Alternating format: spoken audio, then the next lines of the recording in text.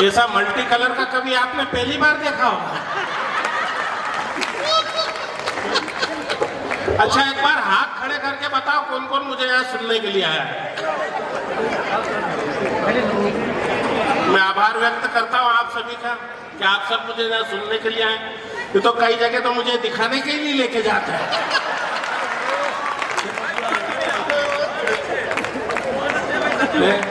राधिका नहीं आई, राधिका नहीं आई। राधिका कैसे आएगी जब तक कृष्ण नहीं कहेगा? मैंने कहा उसके बाद आई। ये गुड़िया बहन जी बेचारी कहीं भी बैठ सकती थी, तो समस्या उसकी नहीं भाई साहब, वो एक्चुअल मुझे देखना चाहती थी।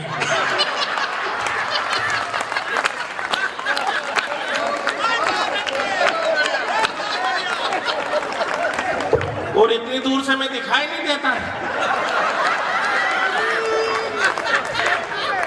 मैं सही बता रहा हूँ, आप वाकई में बहुत खूबसूरत हो। संजय भाई, ये पर मैं राधिका जी आपने सुनना, मैं बता रहा हूँ आप वाकई में बहुत खूबसूरत हो। पर आपको जिस दिन अपनी खूबसूरती पर अभिमान हो जाए ना, उस दिन अकेले कमरे में, अंधेरे कमरे में जाना, लाइट चालू करना और अपना आधार कार्ड और वोटर कार्ड देख लेना, गलतफहमी दूर हो जाएगी। नहीं, मैं केरल में आया जब से मेरी सुंदरता का बखान कर रहे हैं, और मैं तो बचपन से प्रतिभावान हूँ। अच्छा, ये कहाँ छुपा के रख रखा था आपने? सही नजर आए। अच्छा, क्या बात है। आप कह रहे थे आइटम बुलाया इंदौर से, यहाँ भी एक आइटम है। मैं केरल में आया जब से मेरी सुंदरता का बखान कर रहे हैं। हालांकि मुझे इस बात का बिल्कुल भी घमंड नहीं है, और मैं बता रहा हूँ भाई साहब, मैं तो बचपन से प्रतिभावान हूँ। मेरे अंदर प्रतिभा कूट कूट कर भरी हुई है, क्योंकि मेरी क्लास टीचर का नाम प्रमीला था और उसकी बेटी का नाम प्रतिभा था, जिसे मैं बचपन से पसंद करता था। हालांकि ये बात उसे तब मालूम पड़ी जब उसके बच्चे मुझे मामा कहने लायक हो गए।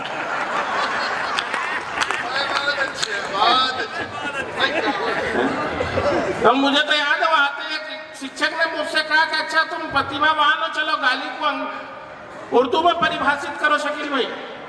तो मैंने कहा कि बेइंतहा गुस्से की हालत में जिस्मानी तौर से तशद्दुद करने की बजाय जुबानी तौर से की जाने वाली लफ्ज़ कार्रवाई के मुंतखब अल्फाज गलीचा, अंदाज बशीता, लहजा कुरिया और असरीता सफिया की मजबूरी का इस्तेमाल, जिसकी अतायकी के बाद इत्मीनान और सुकून की नाकाबिले बयां कैफियत से दिल पहराबार हो जाता है, उसे गाली कहते हैं।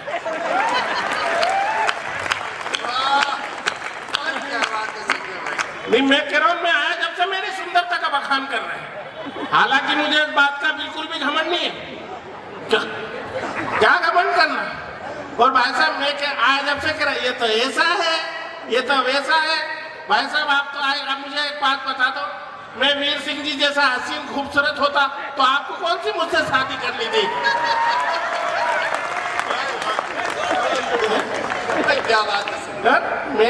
मैं बता रहा हूँ ना, अगर भाई साहब ये कलर आपको इतना ही पसंद है तो आप ले लो, है ऑलरेडी है थोड़ा। मैं कोई दूसरी व्यवस्था करूंगा। और मैं तो उस परमपिता परमेश्वर से प्रार्थना करता हूँ कि आपकी आने वाली 7 पीढ़ियां मेरे कलर की हो, और ये जीवन तो व्यर्थ हुआ। भाई साहब, मैं उस परमपिता परमेश्वर से यह भी प्रार्थना करता हूँ कि मेरे लिए अगले जन्म में करवा चौथ का व्रत आप ही रखें।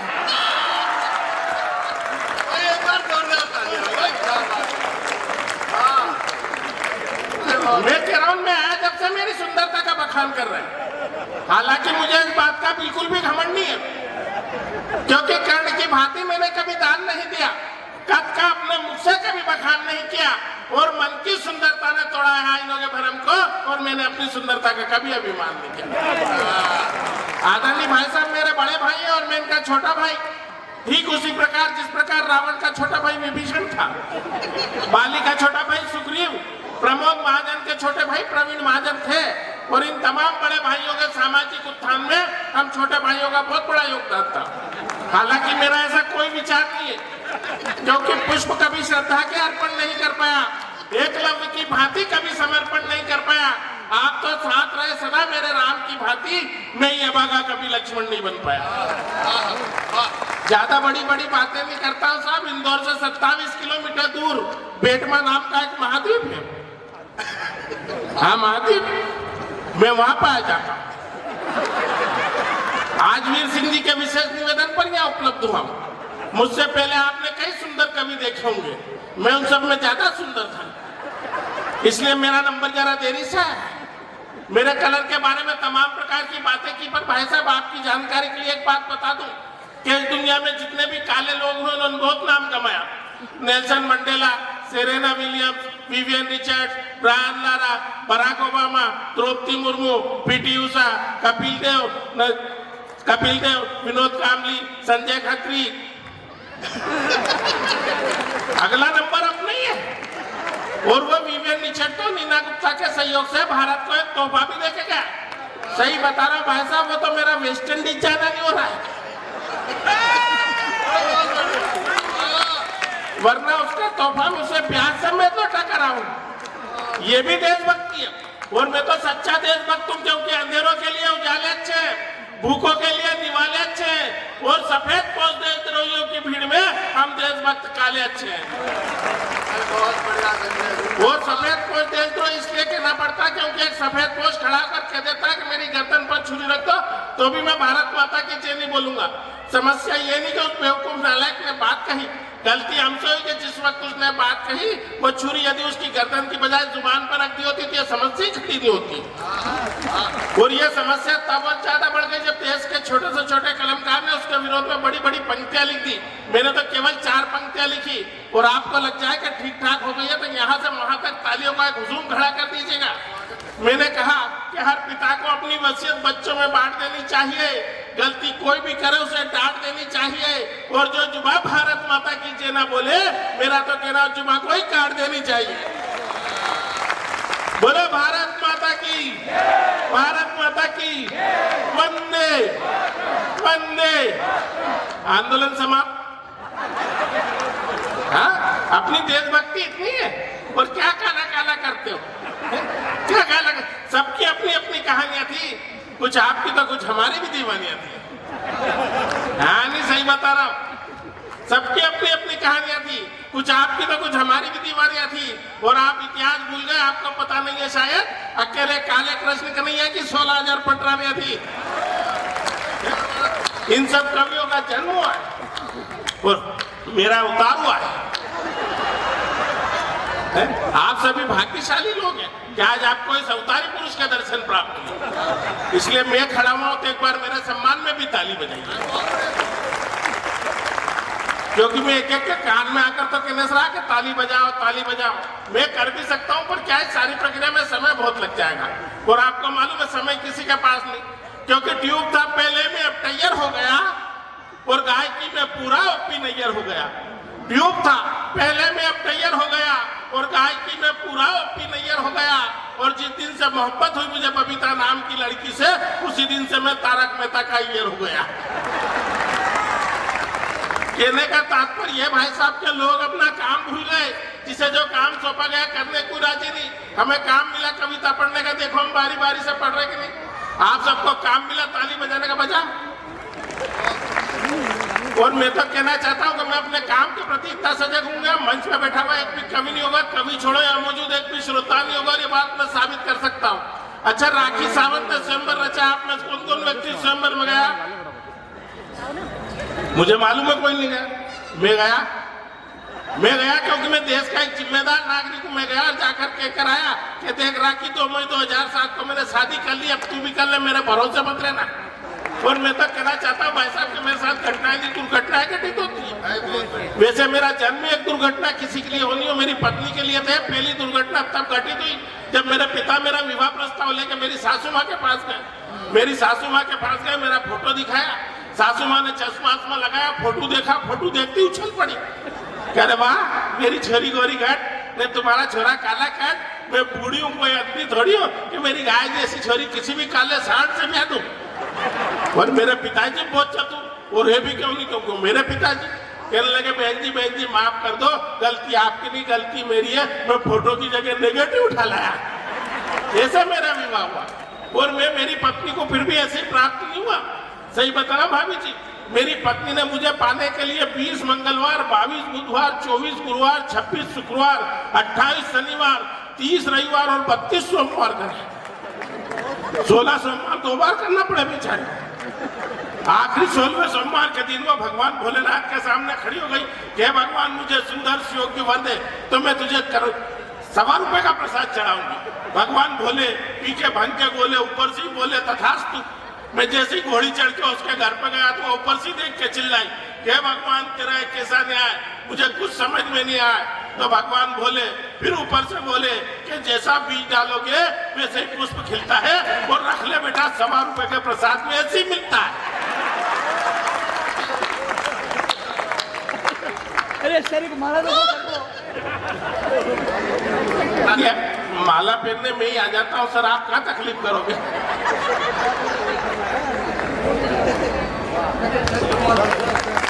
अब दोनों लोगों को देख के मैं समझ गया कि वीर सिंह भाई ने इसे क्यों बुलाया है। जैसे फिल्मों में कुंभ के मेले में 2 भाई खो जाते थे, आज पुनर्मिलन हुआ है। एक बार जोरदार तालियां दोनों भाइयों भाई, बहुत बढ़िया संजय, क्या बात। तो मैं कह रहा हूँ मेरे साथ घटनाएं नहीं। तो अभी सुबह उतरा सोनीपत रेलवे स्टेशन पर एक जूता की पालिश वाला आ गया, कहने लगा भाई साहब पालिश करवा लो। मैंने कहा रहने दे यार, प्रोग्राम में जाना है। कहने लगा करवा लो भाई साहब, ऐसी करूंगा तो जूते में आपका मुंह दिखाई देगा। ये वीर सिंह जी मेरे साथ था, कहने लगे रेंद्र क्यों झूठ बोलता है, इसका तो कांच में भी दिखाई नहीं देता है। बिल्कुल सच्ची बात बता रहा हूँ। मैं और मेरी पत्नी बाजार गए, पत्नी ने जिद करी कि मुझे जर्नलिस्टों से कुछ सामान खरीदना। मैंने कहा चलो। दुकानदार के पास गए, दुकानदार ने पूछा भाभी जी क्या चाहिए? पत्नी ने कहा नेल पॉलिश। दुकानदार ने फिर प्रश्न किया भाभी जी कौन से कलर की दिखाऊं? कलर का नाम सुनते वो थोड़ी भावुक हो गई कि जब पति चुनने में ही कलर नहीं देखा तो नेल पॉलिश में क्या कलर देखना। पर दुकानदार चतुर था, कहने लगा बहन जी ईश्वर अवसर बार बार नहीं देता है, उस बार नहीं दिया था इस बार दिया है, इसलिए चुनो। बताइए कौन से कलर के दिखाऊं? पत्नी ने कहा स्किन कलर के दिखा दो। अच्छा दुकानदार मजाक के मूड में तत्काल पूछ पड़ा भाभी जी किसके स्किन के कलर के दिखाऊं? आपकी के भाई साहब के स्किन के कलर के। ये भाई साहब बड़े बड़े प्रोग्रामों में जाते हैं। मुझे तो याद है कलकत्ता एक प्रोग्राम में लेके गए मैं, भाई साहब और राधिका मित्तल। दुर्घटना वहां भी घटित हुई। 13वीं मंजिल पे ठहराया, इत्तेफाक से उस होटल में आग लग गई तो फायर ब्रिगेड वाले सबको बारी बारी से फेंकने लगे। सबसे पहले फेंका भाई साहब को, 4-6 लोगों ने झेल लिया। उसके बाद फेंका राधिका मित्तल को, तो झेलने वालों में होड़ मच गई। हाँ उसके बाद मुझे फेंका, हालांकि मुझे झेलने के लिए 12-15 लोग लगे, किंतु झेलते ही नीचे से चिल्लाए अरे चले हुए को तो मत फेंको रे। जो बात समझ में आ रही था ताली बजाया।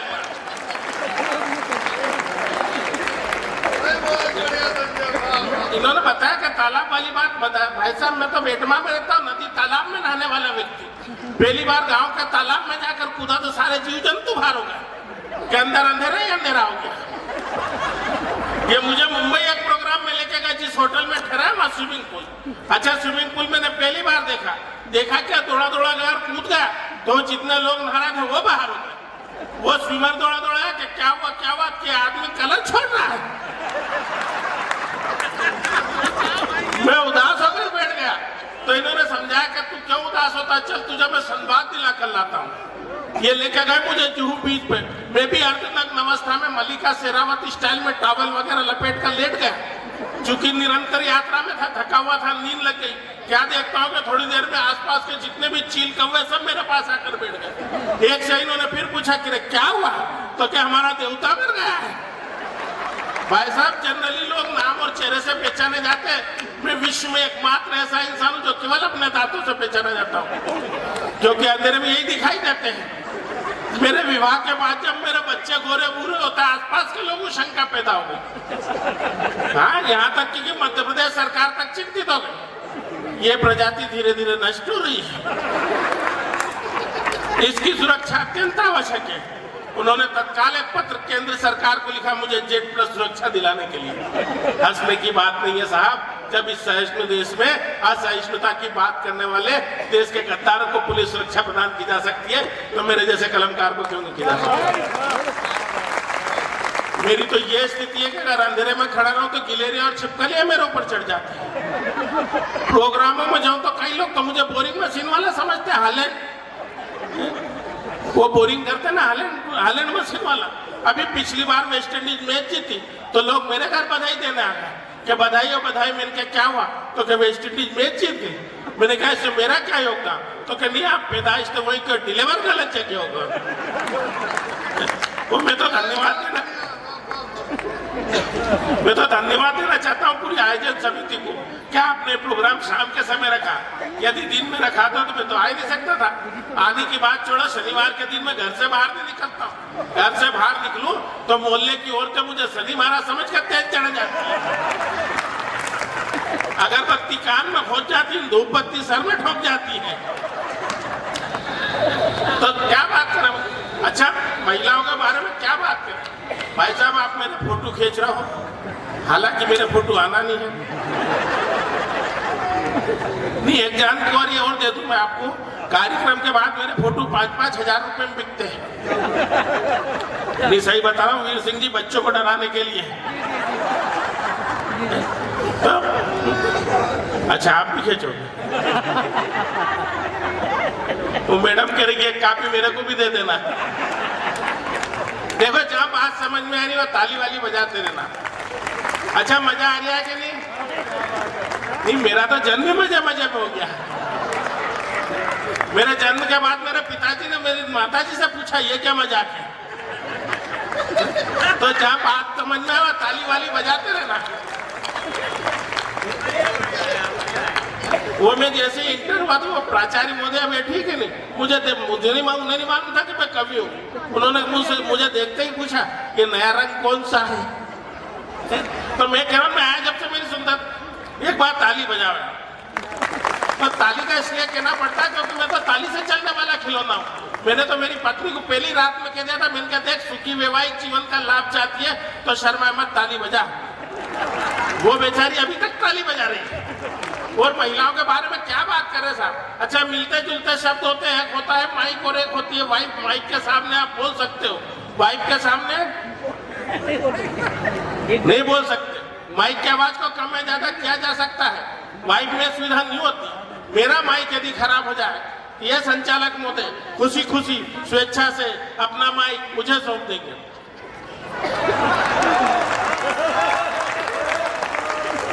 हाँ, हो सकता है किसी को सुबह तक समझ में आए। नहीं, महिलाओं के बारे में क्या बात करें? अच्छा, मैं सही बता रहा हूँ भाभी जी, मैं महिलाओं का बहुत सम्मान करता हूँ। नहीं, आप भी किया करो, क्योंकि अपनी पत्नी का यदि अपन सम्मान नहीं करे तो पड़ोसी करने लग जाते हैं। और एक जानकारी और दे दूं आपको वीर सिंह जी, आपको है कि नहीं, पर मैं बता दूं कि पत्नी और पेट्रोल के भाव आधी रात के बाद ही बढ़ते हैं। नहीं, महिलाओं के बारे में क्या बात करें है? अच्छा, एक बार ताली बजाओ कि वो शेर सी दहाड़ती है कैसे हम कहें, जब चंडी रूप धारती है कैसे हम कहें, और पड़ोसन बुलाती है हमें बाबू बेबी सोना कह कर, मगर पत्नी बहुत मारती है कैसे हम कहें। ये महिलाओं के बारे में क्या बात कर? मैंने तो मेरी पत्नी से एक दिन प्रश्न कर लिया, मैंने क्या पता भगवान नहीं करे मैं मर गया तो किसके साथ रहेगी? पहले तो वो दहाड़े मार मार कर रोने लगी। फिर मैंने उसे समझाया कि देख, आज नहीं तो कल ही होना है, तू कल्पना करके भगवान नहीं करे मैं मर गया तो किसके साथ रहेगी? उसने कहा कि मेरा मन तो वो राधिका, मेरी बहन है राधिका मित्तल, उसके साथ रहने का बात आई गई होगी। उसके कुछ दिनों बाद उसने मुझसे प्रश्न किया कि क्या भगवान नहीं करे कभी मैं पहले मर गई तो आप किसके साथ रहोगे? मैंने कहा मेरा मन भी तेरी वो छोटी बहन के साथ ही रहने का है। अब भाई साहब, ये वही लोग ताली बजा रहे हैं जिनका मन मेरे मन से मिलता है। तो महिलाओं के बारे में क्या बात करें? अच्छा, मैं बता रहा हूँ, आदमी महिलाओं को केवल खुश रख सकता है, चुप नहीं रख सकता। और मैं तो जिस प्रोग्राम में जाता हूँ उस प्रोग्राम में मुझे पुरुष देख, मैं महिलाओं का बहुत सम्मान करता हूँ। उसका कारण है कि उन्हें सुना है कि हर सफल पुरुष के पीछे एक महिला का हाथ होता है। तब मैं कहना चाहता हूँ कि दुख तकलीफ परेशानी ज्यादा नहीं सहना चाहिए, अपने दिल के जज्बात कह देना चाहिए और लाख कोशिश के बाद भी जब सफलता नहीं मिले तो पीछे खड़ी महिला बदल देनी चाहिए। मैं महिलाओं का बहुत सम्मान करता हूँ, क्योंकि मैं बता रहा हूँ कि मैंने तो महिलाओं का सम्मान करता हूँ, क्योंकि है ना मैं बता रहा हूँ आपको कि मैंने तो साधारण सा प्रश्न कर लिया। एक बार ताली बजा हुआ है।